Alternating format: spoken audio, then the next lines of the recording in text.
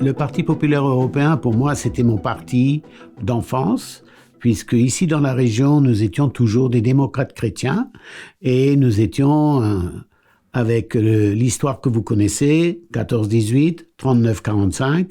L'Alsace était une fois allemande, une fois française, et comme je présentais toujours, je me présentais d'abord européen, français, puisque l'Alsace, comme elle a été occupée, elle a toujours dit nous allons maintenant travailler pour construire l'Europe, et c'est le Parti démocrate européen qui était en avance sur ce dossier avec les pères de l'Europe que vous connaissez, Schuman et tous les autres. Il y avait Helmut Kohl que je cite aussi souvent, et donc c'est à partir de là que l'Europe s'est créée après la guerre, en disant plus jamais ça. Et c'est pour ça que j'ai grandi là-dedans, j'ai travaillé là-dedans et j'ai évolué dans cette ambiance familiale, démocrate chrétienne au niveau de l'Alsace. J'ai toujours défendu ces valeurs et je me suis engagé dans ce parti. J'étais d'abord le président du groupe au Parlement européen, donc en tant que député européen. J'ai été élu dans ce groupe. Et là, à partir de ce jour-là, j'ai travaillé avec mon ami Wilfried Martens, qui était le président du parti. Et nous avions une très très bonne collaboration tous les deux. On s'était très bien entendus. Je savais, et il m'avait dit qu'il avait un cancer, mais moi j'étais encore dans l'option où ce cancer allait se régler avec de la chimio, par exemple, avec la médecine. Et un dimanche soir, ça je me rappellerai toute ma vie, un dimanche soir, il me téléphone, il me dit « Écoute Joseph, il faut que tu me remplaces à la présidence du parti ». Alors moi, dans mon esprit, au téléphone, je pensais que je devais le remplacer pour qu'il puisse se faire soigner et qu'il va prendre un petit peu de retrait. Il m'a dit non, pour moi ça sera la fin. Mon cancer est trop avancé et donc je ne pourrai plus continuer à rester président et moi je te demande à reprendre ma succession. C'était mon moment le plus difficile que j'ai eu dans ma vie de parti politique. Et malheureusement, quelques semaines après, il est parti et j'ai pris sa succession. C'est lui qui avait organisé la succession du parti. J'ai pris tout de suite la décision en disant maintenant je ne peux plus rester président du groupe et président du parti. Je ne pouvais pas faire les deux, ce n'était pas le même travail, puisque dans le Parlement nous étions sur de la législation pure, et bien sûr d'autres dossiers, mais dans le parti c'était tout à fait autre chose et je sentais déjà que ceux qui avaient le plus besoin du parti, c'était les petits pays qui n'étaient pas encore dans l'Union européenne. Et là le parti avait un travail énorme à faire et c'est un travail qui continue et doit continuer à se faire et je pense que Manfred Weber est très conscient de ce travail-là. Et donc quand je suis devenu président du parti, j'ai pensé à renouveler et j'avais toujours dans ma vie, là où je suis parti, j'ai toujours essayé de proposer un successeur et de ne pas aller comme ça ouvert. Donc je crois qu'il faut quand même là aussi garantir et c'est là que j'ai pensé à Manfred Weber qui était un jeune loup bavarois qui avait envie de monter et je crois que j'avais raison de le faire d'ailleurs. Il a déjà fait plusieurs mandats, donc ça veut dire que j'avais pris la bonne position. Je suis devenu président du Parti populaire européen après avoir fait mes 15 ans au Parlement européen, dans une période qui était une période par rapport à aujourd'hui beaucoup plus facile, puisque avec les sociodémocrates européens, nous avions là aussi un esprit très européen. Et c'était beaucoup plus facile parce que nous avions des majorités qui étaient claires. Et les majorités claires, vous voyez bien ce qui se passe actuellement en France quand il n'y a pas de majorité. Et c'est comme ça que nous avons pu faire avancer l'Europe. Et ça, c'était, je dirais, exceptionnel, la période que nous avons vécue quand j'étais responsable. Dans ma présidence, l'événement marquant, c'était quand nous avions les dossiers assez difficiles, c'est l'immigration qui commençait. C'était un événement très dur à vivre et très dur à faire passer en conseil pour trouver des solutions. Il y avait un autre événement qui était marquant et plutôt stressant, c'était le Brexit. Ça, c'était aussi un événement où on se disait comment va évoluer l'Europe si on commence à démanteler. Et je crois que c'était très bien aussi, et là je voudrais rappeler aussi encore pour le PPE, et ceux qui ont écrit la Constitution européenne, comme moi je la nomme, ils ont quand même, c'était des personnes qui avaient, je dirais, du bagage, qui ont pensé à tout, mais vraiment à tout. Quand on a dû détricoter pour le Brexit, on a vu que c'était très bien fait, que c'était vraiment une œuvre d'art, c'était une horlogerie qu'ils ont fabriquée pour l'Europe. C'est pour ça que je suis très confiant au niveau de l'Europe.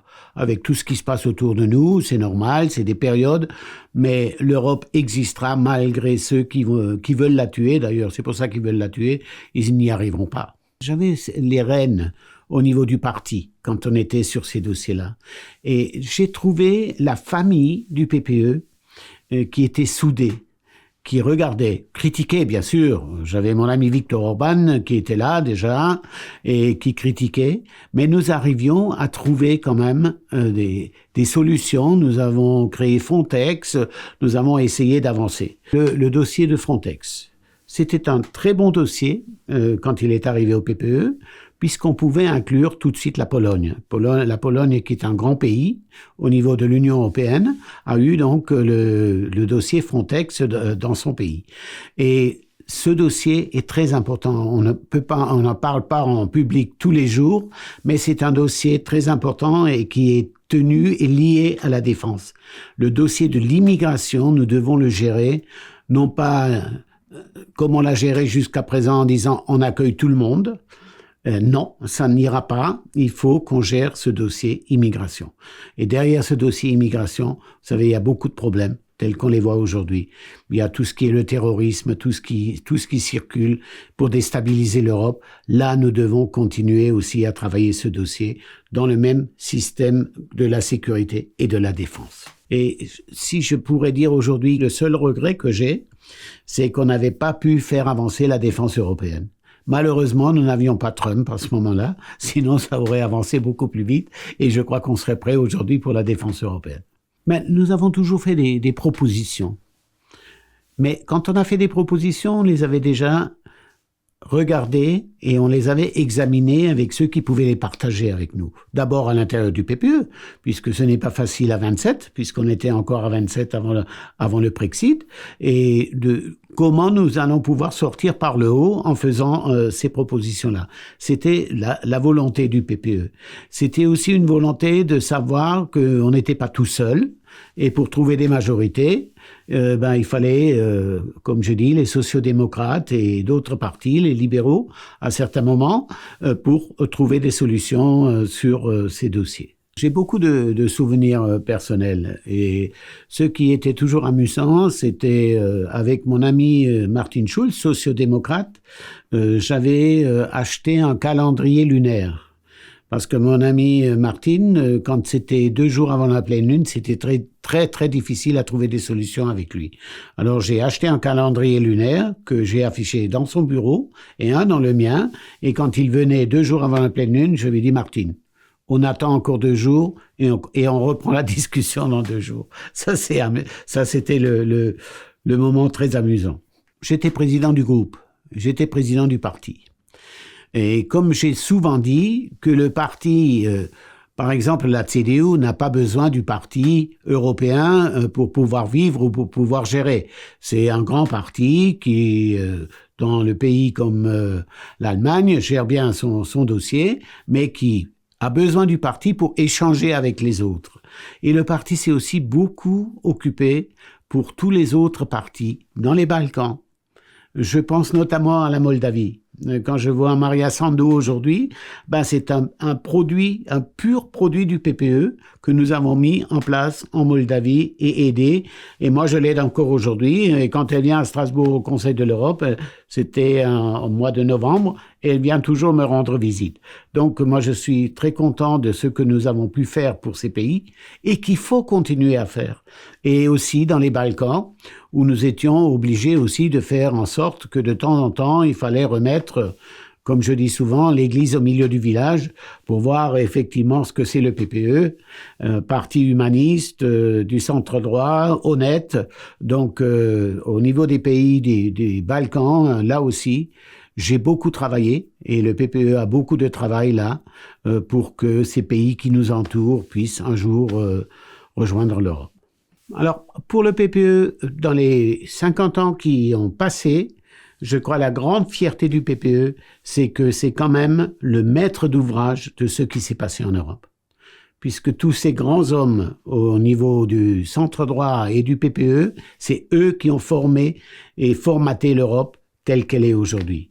Et je crois ça, c'est quand même une fierté que le PPE, c'est la construction européenne à partir de Schuman, après la guerre. Là, c'est quand même le PPE qui a forgé l'Europe telle qu'elle est aujourd'hui, même si elle n'est pas parfaite. On peut et on doit l'adapter régulièrement à ce qui se passe autour de nous, mais là, le PPE a fait un travail énorme et immense pour assurer plus de 60 années de paix en Europe. Et j'espère que les prochaines 50 années, on puisse travailler dans ce sujet, améliorer, mettre en place les conditions qu'il nous faut pour encore une fois 50 années de paix en Europe. Ce que je pense, honnêtement, c'est qu'il faut maintenant que l'Europe se restructure et s'occupe de sa défense. Parce qu'un pays qui a son économie, qui n'est pas la dernière au niveau du monde, qui a sa monnaie et qui n'a pas sa défense, c'est ce que j'ai toujours défendu, n'existera plus. Donc il faut que maintenant, au niveau de la défense, et là j'espère que les chefs d'État et de gouvernement vont s'entendre pour préparer sa défense, la défense européenne. Et je dis toujours, il faut monter la défense européenne, pas pour faire la guerre, mais pour assurer la paix.